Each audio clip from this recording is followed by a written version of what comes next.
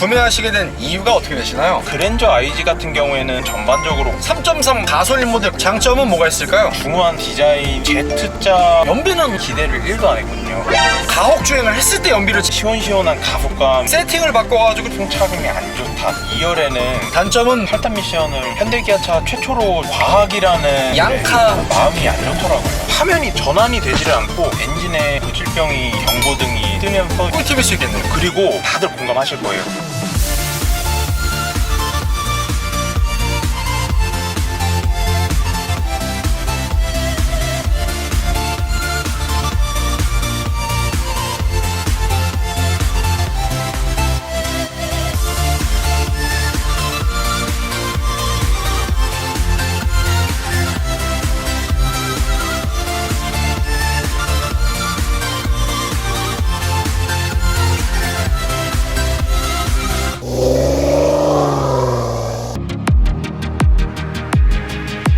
형님들 안녕하세요, 한기사입니다. 디자인 기아라는 명성의 신호탄이었으며 그랜저와 경쟁 모델로 굳건히 자리를 지켜줬던 기아 자동차의 베스트셀링 준대형 세단, 바로 2세대 올뉴 K7입니다. 혁신적인 디자인과 풍부한 장점을 바탕으로 2세대 K7 구매를 고민하시는 분들이 굉장히 많으실 텐데요. 그래서 올뉴 K7 차주분을 만나러 경기도 구리시에 도착했습니다. 가볍게 자기소개 한번 부탁드릴게요. 안녕하세요. 저번에 알페온 편에서 출연했다가 올류 K7으로 차량을 바꾸고 다시 돌아온 올류 K7 차주입니다. 이 차량의 소개 좀 부탁드릴게요. 이 차량은 기아 자동차의 올류 K7 차량이고 2016년 2월 출고된 완전 극초기형 모델입니다. 그때 당시 K7에서는 가장 높은 트림이었던 3.3 가솔린 GDI 노블레스 스페셜 트림이고 완전 풀옵션 모델입니다. 그리고 현대자동차 그룹이 자체 개발한 전륜구동형 8단 자동 변속기가 최초로 장착된 녀석이 이 친구더라고요. 이 차량은 신차로 구매하신 건가요? 중고 차량으로 5월 3일에 구매했습니다. 구매 가격은 어떻게 되나요? 1,090만원, 그리고 취등록세를 포함한 총 1,190만원에 구매를 했습니다. 현재 총 주행거리는 어떻게 되나요? 지금 현재까지 총 주행거리는 21만 4,200km 정도고, 제가 이 차량을 처음 가지고 왔을 때 주행거리가 20만 8,380km 정도로 기억하니까 계산을 해보면은 지금까지 대략 한 6,000km 정도 주행을 했네요. 3개월 동안. 그 전에 타시던 차는 어떤 차 타셨나요? 한국 GM의 알페온 초기형 2010년식 3.0 모델을 탔었습니다.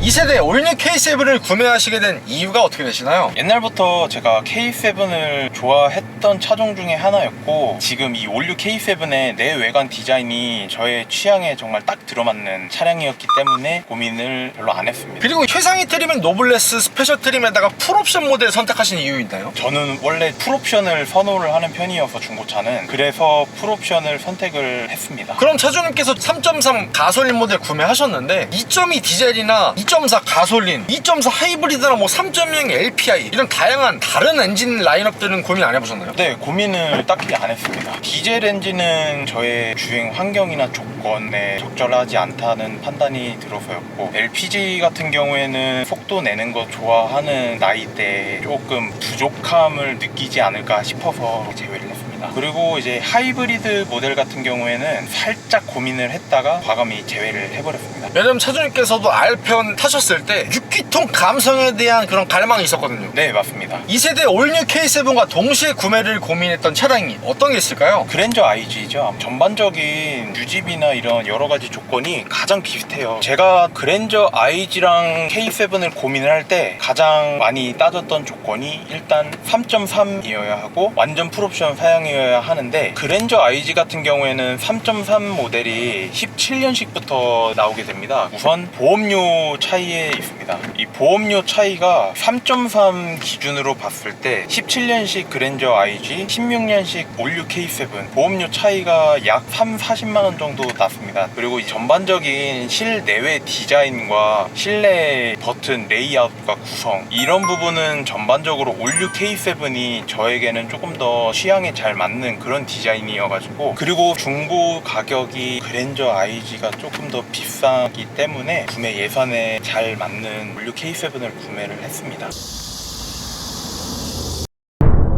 2세대 올뉴 K7의 장점은 뭐가 있을까요? 현대 기아차의 가장 큰 장점이죠. 유지 보수가 정말 편하고 수리비가 적게 든다. 이전에 탔던 알페온 차량이 유지 보수 문제로 골머리를 많이 앓았었다 보니까 이 올뉴 K7의 유지 보수적인 측면에서는 너무 만족을 하고 있습니다. 차주님께서 알페온 때 미션이나 여러 가지 아주 그냥 힘드셨던 기억이 아직도 생생하거든요. 네, 네. 맞습니다. 확실히 그 GM대와 알페온과 비교했을 때는 거의 뭐 천사다. 그리고 실내외 디자인이 준대형 차답게 묵직하고 중후한 멋이 있고요. 실외에서 제가 가장 크게 느끼는 매력 포인트는 헤드라이트와 뒤에 테일램프. 자세히 보시면 Z자 비슷한 형상의 LED 라인이 들어간 걸 보실 수가 있는데요. 이 라인이 옆에 사이드 캐릭터 라인과 일체감을 이루면서 이어지다 보니까 중후하지만 날카로운 모습을 뚜렷하게 보여주는 것 같아서 가장 큰 매력 요소라고 느끼고요. 그리고 앞에 라디에이터 그릴을 보시면 약간 안으로 들어가 있어요. 음각으로 처리된 이 그릴의 형상이 저는 되게 신선하더라고요. 올뉴 K7이 어떻게 보면은 최초로 시도를 한 거잖아요. 그러다 보니까 저의 구매 욕구를 끌어당기더라고요. 죄송한데 그릴 최초가 마세라티 아닌가요? 네?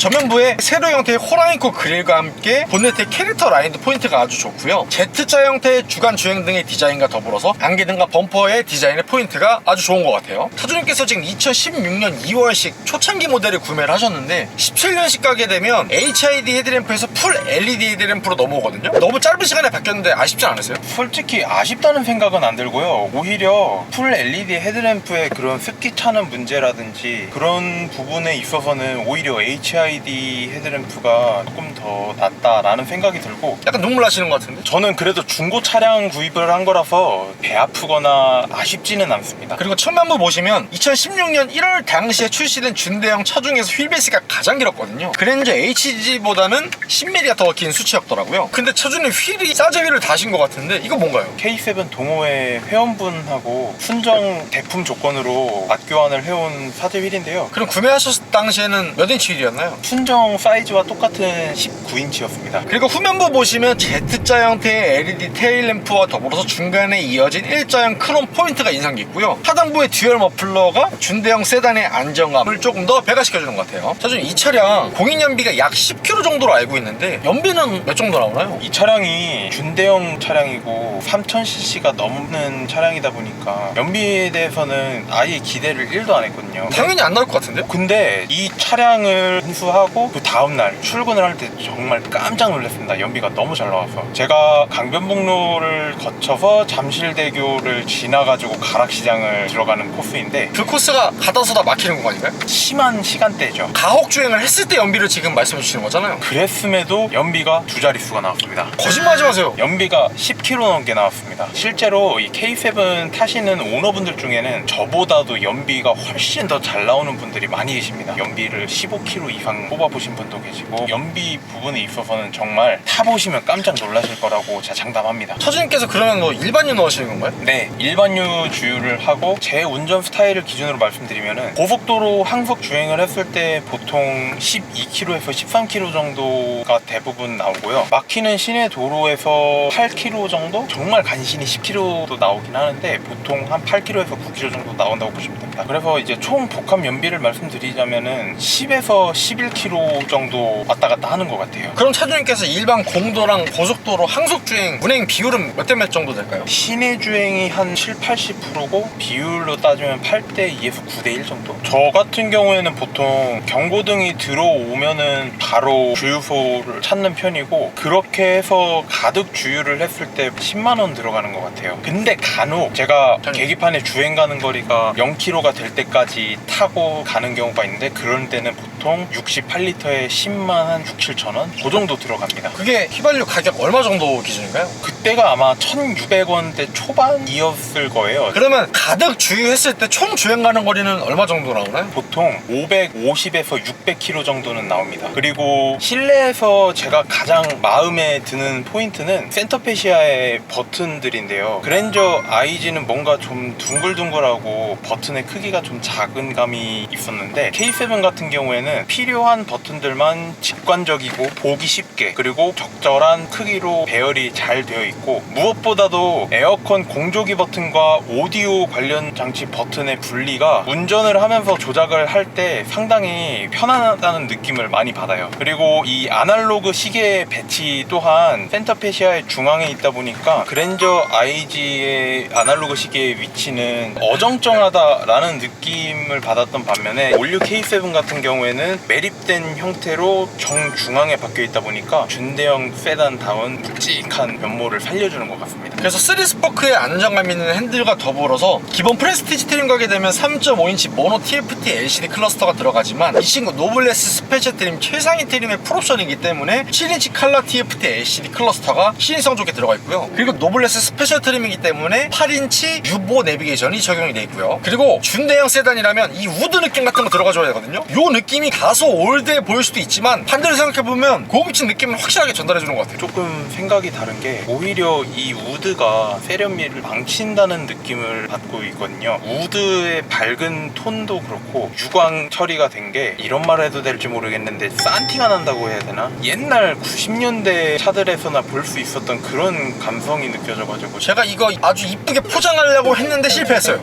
이거는 정말 어쩔 수가 없는 것 같습니다. 그리고 노블레스 스페셜 트림이기 때문에 양문형 콘솔 암레스트도 고급진 느낌을 조금 더 배가를 시켜주고 있고요. 그리고 기본 트림에는 8개의 스피커가 들어가 있지만 이 친구 같은 경우는 크레 사운드가 들어갔기 때문에 12개의 스피커가 들어가 있거든요. 그리고 파노라마 선루프의 개방감도 굉장한 것 같아요. 또 다른 장점은 뭐가 있을까요? 잘 나간다. 그 전에 탔던 차량이 할배온이라는 오명으로 유명했던 알페온 차량이다 보니까 좀 더 비교가 되는 것도 있고, 이전에 탔던 알페온 대비 약 300cc가량 높아진 배기량 덕분에 정말 시원시원한 가속감을 느끼고 있습니다. 이 친구 6기통에 3.3 GDI 가솔린 엔진이 들어갔으면서 290마력의 35토크를 자랑하고 있거든요. 그렇다 보니까 주행하실 때는 아주 그냥 쭉쭉 잘 나가주는 이 출력도 마음에 드시는 거고요. 그럼 출력과 더불어서 승차감 만족하시나요? 네, 저는 승차감에 대해서는 큰 불만이 없이 만족스럽게 잘 타고 있습니다. 지금 제 차량은 다운스프링 튜닝이 되어 있는데 순정 대비해서는 단단한 승차감을 가지고 있는데, 저는 약간 좀 의아한 게요. 좋아요. 뭐 지금 살짝 선을 보셔가지고 조금 하드하게 지금 스프링이 변경이 됐다고는 이해했는데, 원래 1세대 K7에서 2세대로 넘어오게 되면서 세팅을 바꿔가지고 조금 물렁물렁하고 편안한 승차감으로 바뀌었다는 얘기가 많던데, 제가 느끼기에는 그 정도까지 물침대 느낌이 전혀 아닌데요? 그쵸. 물침대라 하면은 정말 부드럽고 꿀렁꿀렁거리는 그런 승차감을 얘기를 하시잖아요. 근데 그랜저 HG만 타도 아주 그냥 무리를 걷고 있어요. 네, 근데 K7의 물침대라는 그 표현은 전 세대 K7과 비교를 해서 그런 게 아닐까 하는 생각이 들고요. 저는 지금 다운스프링을 장착하기 전에 순정 상태의 승차감도 그렇게까지 물침대는 아니다라는 의견이거든요. 근데 물침대 같지 않다고 해서 이 차가 승차감이 안 좋다, 딱딱하다 이런 거 절대 아니고요. 잡아줄 거는 그래도 어느 정도 잡아주면서 요철이나 이런 거는 불쾌감이 크게 없이 잘 넘어준다, 약간 이런 느낌이었습니다. 저는. 그럼 탄탄한 승차감과 더불어서 정숙성도 만족하시나요? 네, 저 정숙성은 생각한 것보다 기대 이상이어가지고 아주 만족스럽습니다. 그리고 제가 최근에 차량 정비를 받게 되면서 차량의 도어 트림을 탈착할 일이 생겨서 도어 내부를 살펴봤는데 도어 트림 안쪽에 흡음재가 부착이 돼 있더라고요. 그래서 이전 세대 K7에 비해서 방음이나 소음 억제에 신경을 썼다라는 게 확실히 좀 많이 느껴졌고요. 그리고 2.4 프레스티지 트림 기본 기준으로만 하더라도 앞 윈드실드와 앞좌석 도어에 이중 접합 차음 유리가 적용이 되어 있기 때문에 조금 더 정숙함을 배가시켜주는 것 같아요. 또 다른 장점으로는 넓고 안락한 실내를 말씀드리고 싶어요. 우선 이 나파 가죽 시트의 적용으로 시트의 착자감이 상당히 부드럽고 편안한데 더불어 뒷좌석 2열에는 옆 유리창에 수동식이긴 하지만 그래도 햇빛 가리개가 들어감으로써 운전자로 타도 동승자로서 타도 정말 편안하다는 그런 얘기를 하고 싶습니다. 그럼 수납 공간이나 트렁크 공간도 만족하시나요? 네, 전반적으로 만족을 합니다. 저는 알페온을 탈 때 가장 아쉬웠던 게 컵홀더였는데 이 K7 같은 경우에는 컵홀더 사이즈가 적당하면서도 좋더라고요. 그리고 도어 포켓도 보시면 수납 공간도 굉장히 널찍널찍해요. 마지막 장점, 가성비 정말 좋은 준대형 세단이다 라고 말씀을 드릴 수 있을 것 같아요. 운전을 하면서 느끼는 장점 중에 하나가 안전 사양, 예를 들면 후측방 경보 장치라든지 차선 이탈 경보 정보장치, 긴급제동 기능, 쓸 때마다 너무 만족스럽게 잘 쓰고 있는 기능들입니다. 이런 게 풍부하게 들어가 있기 때문에 저는 이 가격대에서 탈 수 있는 정말 가성비 좋은 대형 세단으로 이 K7을 꼽고 싶습니다. 6기통 3.3 엔진의 여유로운 파워를 느끼실 수 있으면서 디자인까지도 어디 가서나 꿀리지 않는 그런 여러 가지를 다 잡을 수 있는 개꿀 가성비라고 볼 수 있을 것 같아요.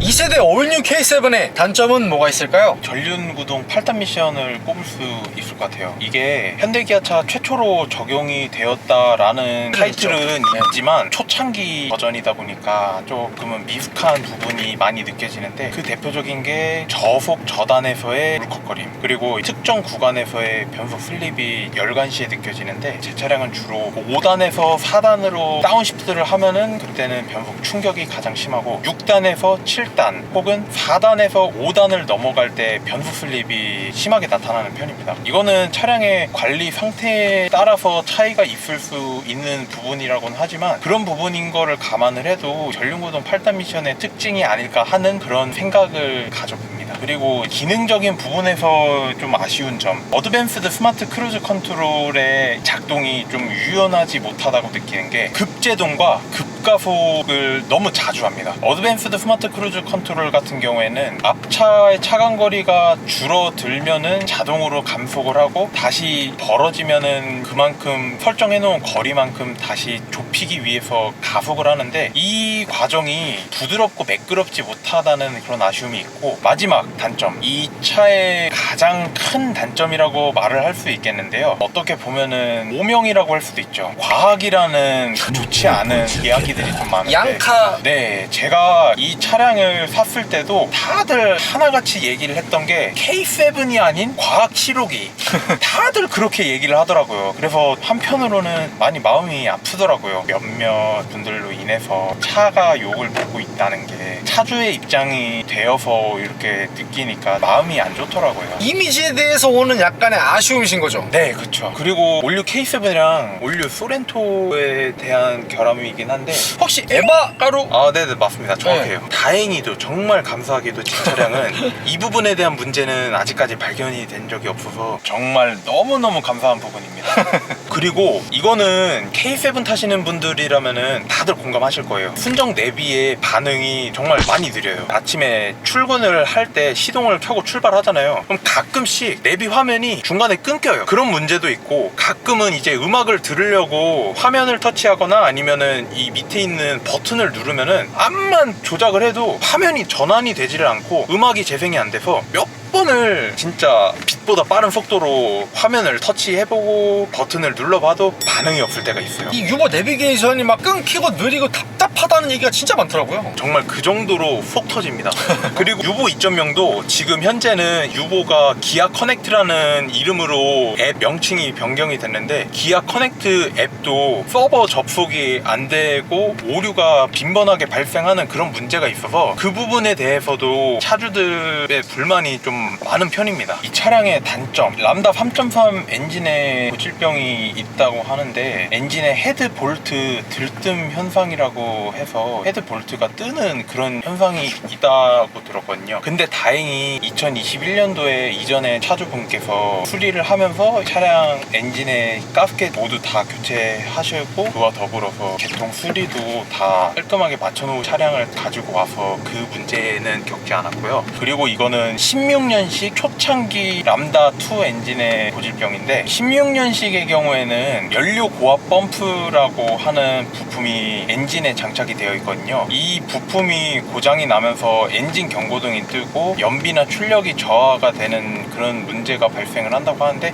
제 차량은 차량을 가져온 그 바로 다음날 경고등이 뜨면서 이 증상이 시작이 됐어요. 다행히 일주일 정도 타다가 제가 부속을 바로 구하고 제 단골 카센터에 가서 20만 원의 비용을 주고 교체를 했는데, 이 부분은 16년식 K7 3.0이나 3.3을 구매하실 때 참고하고 한번 확인을 해보셔야 할 것 같아요. 이 차량 K7 중고를 구매하실 때 하나의 정비 꿀팁일 수 있겠네요. 네, 그렇죠. 사실은 근데 제가 지금 이거 인터뷰하면서 다리 쪽이랑 지금 크렐 사운드 이거 부딪히면서 계속 찌그덕찌그덕 소리 나거든요. 이 실내 잡소리 같은 것도 좀 있는 것 같은데 어떤가요? 제가 이 부분을 깜빡했네요. 잡소리 문제가 K7 타는 오너들 사이에서도 많이 제기되는 그런 부분이 부분이거든요. 일단 제 차량 같은 경우에도 가장 많이 잡소리가 나는 부분이 도어 트림. 도어 트림은 거의 모든 부분에서 다 난다고 보시면 돼요. 그리고 썬루프가 있는데 잡소리 정말 심합니다. 썬루프를 틸팅을 하거나 완전히 개방을 한 상태로 주행을 하면은 방지턱, 맨홀 이런 요철을 지날 때마다 덜그럭덜그럭 거려요.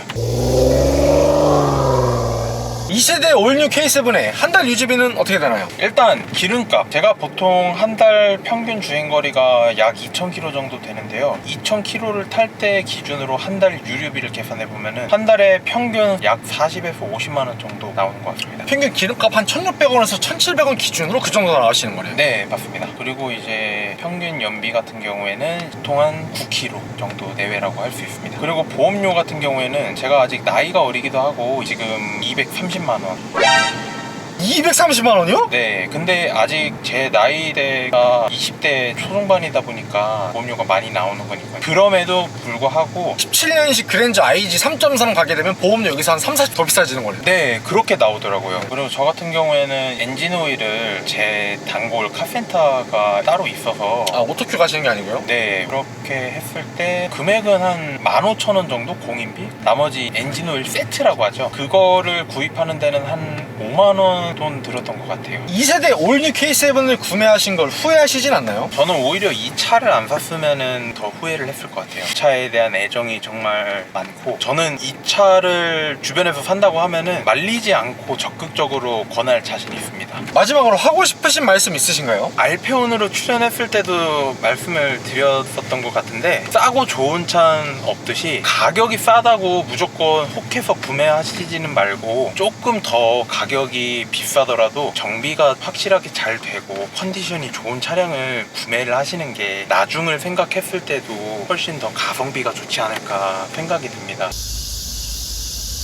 구독과 좋아요 살포시 부탁드리고요. 그리고 제가 차주 인터뷰 촬영을 위해 전국 방방곡곡 가고 있으니 아래에 있는 메일 주소로 출연 신청 부탁드리고요. 형님들 오늘도 좋은 하루 되세요.